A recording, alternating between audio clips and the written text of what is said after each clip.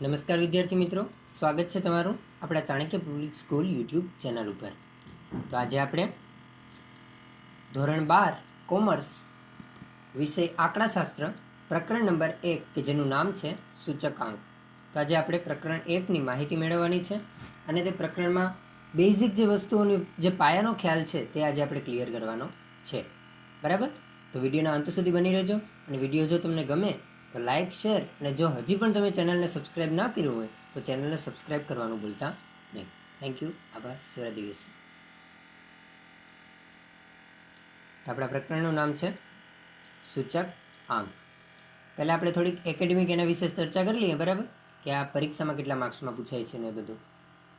તો ગુણભારની આપણે વાત કરીએ સૂચક આંકની, તો સૂચક આંકનો ગુણભાર કુલ 12 માર્ક્સનો છે અને તેમાં વિભાગ A, B, C, D અને Fમાંથી એક પ્રશ્ન અથવા તો દાખલો પૂછાય છે। એક પ્રશ્ન અથવા તો એક દાખલો પૂછાય છે। વિભાગ A અને વિભાગ B એના ગુણભાર 1 માર્ક્સનું હોય, પછી વિભાગ C ના 2 માર્ક્સનું, વિભાગ D એના 3 માર્ક્સના, વિભાગ F એના 5 માર્ક્સના।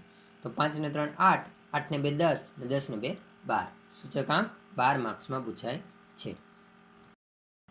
તો હવે આપણે પ્રકરણની વિષય વસ્તુ ઉપર નજર કરીએ, બરાબર? સૂચકાંક જોઈએ પહેલાં કે કયા કયા ટોપિક આપણે આ ચેપ્ટરમાં ક્લિયર કરવાના છે। તો વિષય વસ્તુ કંઈક આવી છે કે સૂચકાંકની વ્યાખ્યા અને એનો અર્થ, સૂચકાંકના લક્ષણો, સૂચકાંકના ઉપયોગો, પછી આધાર વર્ષ, એમાં પાછા 2 ટોપિક છે, અચલ આધારમાંથી પરંપરિત આધાર અને પરંપરિત આધાર મળેલ અચલના આધારે પરિવર્તન, સૂચકાંકની ગણતરી, જીવન નિર્વાહનો ખર્ચનો સૂચક આ।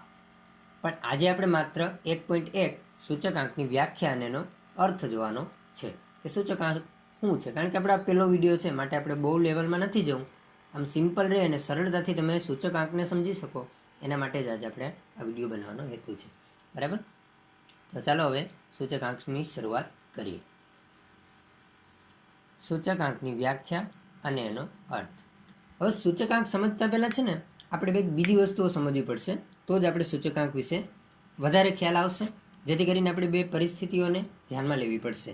તેમના જોઈએ તો જો આપણે બધાને ખબર છે ને એમ જેમ જેમ સમય વીતશે ને એમ એમ એક તો આપણી આવકમાં, પછી પુરવઠામાં, પછી ઉત્પાદનમાં, રોજગારી, પછી બેરોજગારી, મૂડી, આયાત નિકાસ, જીવન નિર્વાહ ખર્ચ, પછી તો કે ખર્ચ, વસ્તી વધારો, જન્મદર, મૃત્યુદર, આ બધી ચલ રાશિઓ મેં તમને હમણાં બતાવી।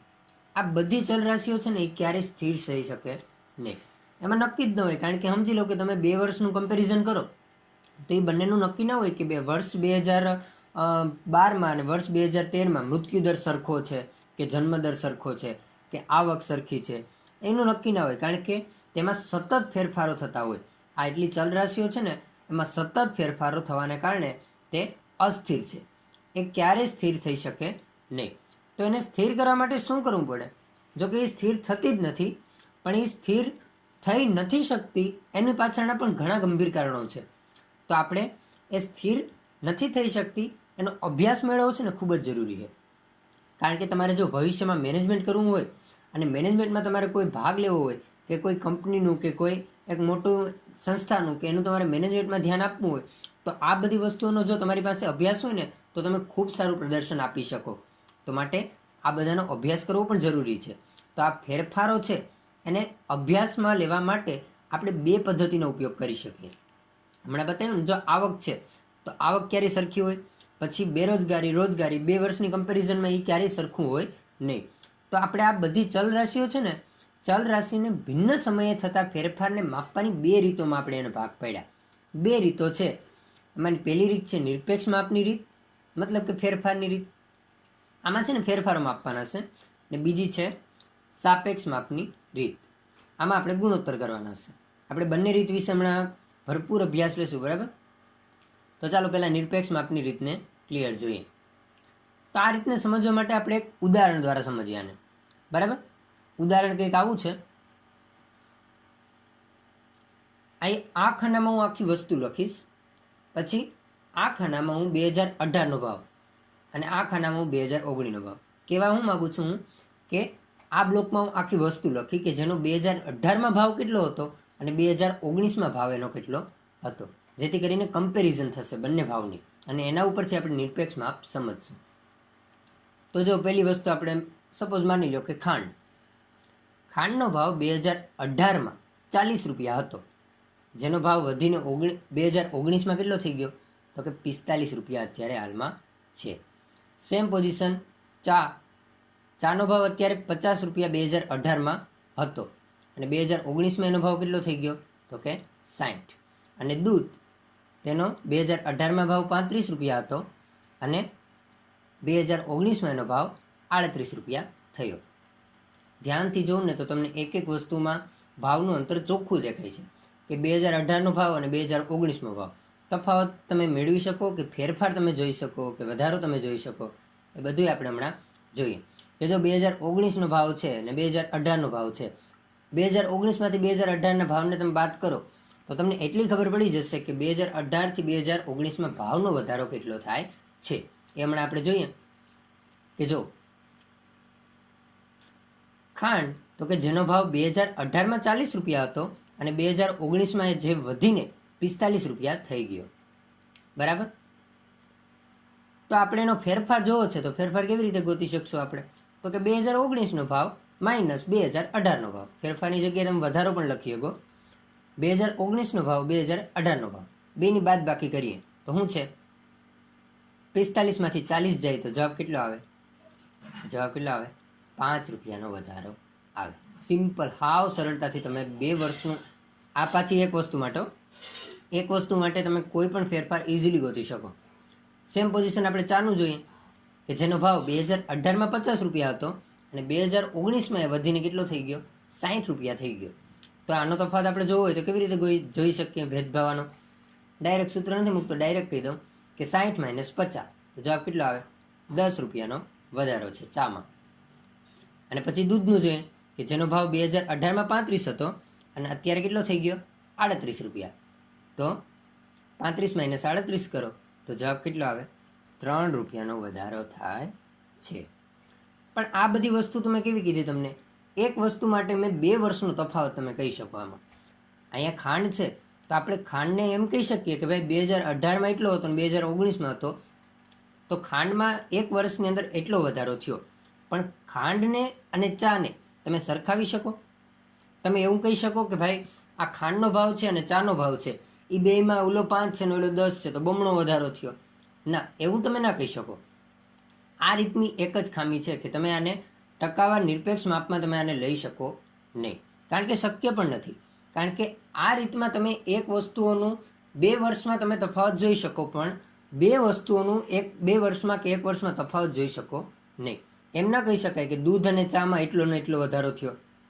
આ તમે અલગ અલગ કહી શકો પણ આ બેને સરખામણીમાં ના કહી શકો. તો આ રીતની એક મોટા ભાગની ખામી છે કે અહીંયા આ બંને જે પદાર્થો છે એ બેમાં એની સરખામણી શક્ય નથી. તો માટે આ રીત છે ને થોડીક નબળી છે. તો આ રીતનો ઉપયોગ ન કરવો હોય તો બીજી કઈ રીત છે તો કે બીજી છે આપણી સાપેક્ષની રીત. સેમ ઉદાહરણ લઈને આપણે સાપેક્ષની રીતમાં સાપેક્ષ માપની રીતમાં આપણે એને કરશું, બરાબર, જે છે ગુણોત્તરની રીત. તો હવે જોઈએ આપણે સાપેક્ષ માપની રીત. આ રીત જો કે ખૂબ જ અગત્યની છે આ ચેપ્ટર માટે. તો આ રીતથી જ આપણે સૂચકાંકની વધારે મહત્વની માહિતીઓ મળશે. ઓલી જે રીત હતી એ તફાવતની રીત હતી. એમાં આપણે બે પદાર્થો છે એની 2 વર્ષનું જે એની કિંમતો છે એની બાદબાકી કરીને આપણે એનો જવાબ મેળવતા હતા, પણ એમાં ગુણોત્તર લેવાનો રહેશે, બરાબર. લીટા બાય ચાન્સ આવી ગયા. આવી રીતનું એક આપણે કોષ્ટક લીધું. સેમ રકમ, કંઈ પણ ફેરફાર નહીં, જે પણ હતું તે જ, બરાબર. પણ આમાં છે ને આપણે ગુણોત્તર લેવાનો છે. ખાસ કરીને 2 વર્ષના જે 2018 અને 2019નો ભાવ છે ને એ બંને ભાવનો આપણે ગુણોત્તર લેવાનો છે. તો ચાલો પેલું શું છે? ખાંડ. તો ખાંડના ભાવમાં વધારાનો ગુણોત્તર ઇઝ ઇક્વલ 2 ભાવ મૂકી દો 45/40. 45/40 કરો તો જવાબ કેટલો આવે? તો જવાબ આવે 1.12. તો ખાંડના ભાવમાં વધારાનો ગુણોત્તર કેટલો થયો? 1.12. બીજી વસ્તુ લઈ લ્યો ચા. તો ચાના ભાવમાં વધારો ઇઝ ઇક્વલ 60/40. 50. 60 ભાગ્યા 50 કરો તો જવાબ કેટલા આવે? 1.20 અથવા તો 1.2. ત્રીજું લઈ લો, દૂધ. દૂધના ભાવમાં વધારાનો ગુણોત્તર ઇઝ ઇક્વલ 35/38. થઈ ગયું ક્લિયર? બધી વસ્તુને આપણે હજી આનો જવાબ કેટલો આવે? 1.12. તો સાપેક્ષ માપની રીતમાં આપણે ગુણોત્તર બધાનો લીધો તો આપણે મળી ગયો કે નહીં? પ્લસ બેનિફિટ બીજો આનો છે કે અહીંયા તમે બે વસ્તુઓની સરખામણીમાં પણ આને લઈ શકો કે આમાં આનો જવાબમાં એટલો વધારો છે. જો એક તો પહેલી વાત બધાનો ભાવ અલગ અલગ તો છે જ, બરાબર, અને બધામાં વધારાનો ગુણોત્તર પણ અલગ અલગ આપણે મળ્યો છે. તો જેની સરખામણી જે પહેલી રીત હતી નિરપેક્ષની રીત, કારણ કે એમાં રૂપિયા દીઠ ગણતરી હતી, પણ આમાં તો પર્સન્ટેજ દીઠ છે. આપણે ગુણોત્તર લીધા પછી આપણે ખબર પડશે. હજી આપણે ટકાવાર પ્રમાણ પણ આનું મેળવશું. પહેલાં એટલી વસ્તુ લઈ લો કે અત્યારે ખાંડ, ચા અને દૂધમાં આપણે બે વસ્તુનું સરખામણી લઈએ તો ખાંડ અને ચાના ભાવમાં ગુણોત્તર તો જો એકનું 1.12 છે અને એકનું 1.2 છે, તો બંને સરખા તો નથી. પછી ચા અને દૂધનું લઈ લો તો એમાં પણ તમે સરખામણી લો તો 1.2 અને 1.12, એમાં પણ ભાવ વધારો કંઈ નક્કી સરખો નથી એમ. તો આ રીતને સમજવા માટે આપણે હજી એક ગુણોત્તરની રીત પણ આપણે આમાં લેવાની છે, પણ હજી આમાં થોડીક નાની બે વસ્તુઓ જોઈ લઈએ પછી આપણે એમાં આવીએ. હવે આજમાં આપણે એક બીજી વસ્તુ પણ એક જોઈ લઈએ કે જો અહીંયા ખાંડ, ચા અને દૂધના આપણે ભાવની સરખામણીઓ લીધી, પણ બે અલગ અલગ સમય માટે લીધી છે કે નહીં? એકનું 2018 માટે લીધી છે ને એકનું 2019 માટે લીધી છે, પછી એનો આપણે ગુણોત્તર લીધો છે. તેના ઉપરથી આપણે એટલું કહી શકાય કે જો અહીં આપેલ વસ્તુઓ બે જુદા જુદા સમયના ભાવમાં ફેરફાર બતાવે છે. એ તો તમને ખબર જ છે. બે જુદા જુદા સમય તમને આપ્યા છે અને એમાં પહેલામાં ભાવ એટલો હતો અને બીજામાં ભાવ એટલો છે, તો એને છે ને સાપેક્ષ ફેરફાર કહેવામાં આવે છે. આ જે એનો તફાવત છે ને એને જ સાપેક્ષ ફેરફાર કહેવામાં આવે છે, અથવા તો શું કહી શકાય? ભાવ સાપેક્ષ પણ કહેવામાં આવે છે. વ્યાખ્યા યાદ રાખજો કે આપેલ વસ્તુઓના બે જુદા જુદા સમયમાં ભાવના ફેરફારને જે બતાવે છે ને એને સાપેક્ષ ફેરફાર કહેવામાં આવે છે, અથવા તો ભાવ સાપેક્ષ કહેવામાં આવે છે. બીજી વસ્તુ એક નોંધપાત્ર જેવી, હજી આપણે આ પર્સન્ટેજ પ્રમાણ મેળવું ખરું, બરાબર, એનો ગુણોત્તર આપણે લીધો ખરો, પોઈન્ટમાં જવાબ આવે પણ છે, પણ હજી આપણે છે ને આને ગુણોત્તર પ્રમાણમાં લઈ લઈએ. ગુણોત્તર ટકાવારી પ્રમાણમાં લેવાથી આમ તો ટકાવારી પ્રમાણમાં લેવાથી એક ફાયદો છે કે સરખામણી કરવી કેવી પડે? હંમેશા સરળ બને. તો માટે સામાન્ય રીતે સરખામણી કરવું સરળ બને તે માટે ટકાવાર પ્રમાણમાં દર્શાવવું જરૂરી બને. સરખામણી કરવી હોય ને તો કોઈ પણ વસ્તુને આપણે ટકામાં ફેરવવા પડે તો જ આપણે કહી શકીએ કે ખાંડ અને ચા એટલા ને એટલા ટકામાં એનો વધારો થયો, કે 2% વધ્યો કે 3% વધ્યું, કે આની સરખામણીમાં 5% વેલું વધારે છે, કે ચા છે દૂધની સરખામણીમાં 5% ઓછું છે, એવું આપણે ઘણું આપણે તારણમાં આપી શકીએ. તો માટે ટકાવાર પ્રમાણમાં દર્શાવવું કેવું છે? જરૂરી બને. તો ચાલો કરીએ કે ખાંડના ભાવમાં થતો સાપેક્ષ ટકાવાર ફેરફાર. ટકાવાર ફેરફાર મેળવવો હોય તો તમારે શું કરવાનું કે જે આ પર્સન્ટેજમાં આપ્યો છે જવાબ આપણે એને ગુણ્યા તમારે ખાલી 100 કરવાના છે. આજે મેં એક્વેલ કર્યું ને એ ઓલું જ છે ગુણાકારની નિશાની. તો 1.12 ગુણ્યા 100 કરો તો જવાબ કેટલો આવે? 112. કારણ કે અહીંયા તો આપણે ગુણોત્તર તો લીધો જ હતો 45/40, એટલે એનો જે જવાબ મળે ને એને સિમ્પલ આપણે 100 વડે ગુણાકારમાં લેવાનો છે. તો ખાંડનો ટકાવાર ફેરફાર કેટલો મળ્યો આપણે? 112. ચાના ભાવમાં થતો સાપેક્ષ ફેરફાર 1.2 ગુણ્યા 100 તો જવાબ કેટલો આવે? 120. અને દૂધના ભાવમાં થતો સાપેક્ષ ફેરફાર 1.08 ગુણ્યા 100 ઇઝ ઇક્વલ 108. તો આવી રીતે આપણે બધાના ટકાવાર ફેરફાર મેળવી શકીએ. અને ટકાવાર ફેરફાર મેળવ્યા પછી આપણે કહી શકીએ કે આ બે વસ્તુઓ અથવા તો કોઈ પણ વસ્તુની સરખામણી આપણે સરળતાથી કરી શકીએ. ટકાવાર ફેરફાર દર્શાવવાનો હેતુ મુખ્ય એ છે કે સરખામણી કરવું. બે પદાર્થ અથવા તો બે વસ્તુ છે એ બે વસ્તુઓનો 2 વર્ષ જુદા અલગ અલગ સમય માટે એની સરખામણી કરવી હોય ને તો એ સરખામણી કરવી શક્ય બને. અને સરખામણી કરવાથી ઘણા એવા ફાયદાઓ છે, કારણ કે બે પ્રોડક્ટની તમે સરખામણી કરો ને ત્યારે તમને ખ્યાલ પડે કે એ બંને પ્રોડક્ટમાંથી બેસ્ટ કોણ છે. કારણ કે ઘણા પ્રોડક્ટ પ્રોસેસિંગ સારું આપતા હોય અથવા તો ઘણા પ્રોડક્ટ આમ ક્વોલિટીમાં સારા હોય પણ એનો ભાવ વધારો હોય, પણ ઘણા પ્રોડક્ટ થોડાક એની ક્વોલિટીમાં નબળા હોય પણ એનો ભાવ ખૂબ જ ઓછો હોય. તો માટે આ વસ્તુ સમજવી પણ જરૂરી બને. હવે ખાંડના ભાવમાં થતો સાપેક્ષ ફેરફાર અને ચાના ભાવમાં થતો સાપેક્ષ ફેરફાર અને દૂધના ભાવમાં થતો સાપેક્ષ ફેરફાર આપણે આગળ ગોતી લીધો છે, બરાબર, જે કેટલો છે? 112, 120 અને 108. અને આ ટકાવાર સાપેક્ષ ફેરફાર છે ને ત્રણેયનો ટકાવાર સાપેક્ષ ફેરફાર એ જ આપણો સૂચકાંક છે. તો ફેરફારોના આપેલ સાપેક્ષ ટકાવાર માપને જ સૂચકાંક કહેવામાં આવે છે, જેની ડેફિનેશન શું બનશે? તો કે કોઈ પણ વસ્તુ સાથે સંકળાયેલ ચલ રાશિની આપેલ સમયની કિંમતમાં ચોક્કસ સમયની કિંમતના સાપેક્ષ ટકાવાર ફેરફારને સૂચકાંક કહેવામાં આવે છે. હજી એકવાર જોઈ લો. કોઈ પણ વસ્તુ સાથે સંકળાયેલ ચલ રાશિની આપેલ સમયની કિંમતમાં કોઈ ચોક્કસ સમયની કિંમતના સાપેક્ષ ટકાવાર ફેરફારને સૂચકાંક કહેવામાં આવે છે. તમારે શું છે કે કોઈ પણ વસ્તુ તમને આપેલી હોય ને, એનો કોઈ પણ ચલ રાશિમાં તમારે શું કહેવાનું છે કે બે અલગ અલગ સમયમાં, એમાં વર્ષ પણ હોય, દિવસ પણ હોય, અઠવાડિયું ગમે એ હોય, અલગ અલગ સમયમાં એના સાપેક્ષ ટકાવાર ફેરફારને શું કહેવામાં આવે છે? સૂચકાંક કહેવામાં આવે છે. તો મને ખબર છે કે બધાને વિડીયો થોડોક તો ગમ્યો જ હશે. તો માટે જો ગમ્યું હોય તો વિડીયોને લાઇક, શેર અને સબસ્ક્રાઈબ કરવાનું ભૂલતા નહીં. અને ફરી એક વિડીયો જો તમારે જોતો હોય તો લાઇક અને કમેન્ટ કરવાનું પણ ભૂલતા નહીં. આભાર. સરા દિવસ.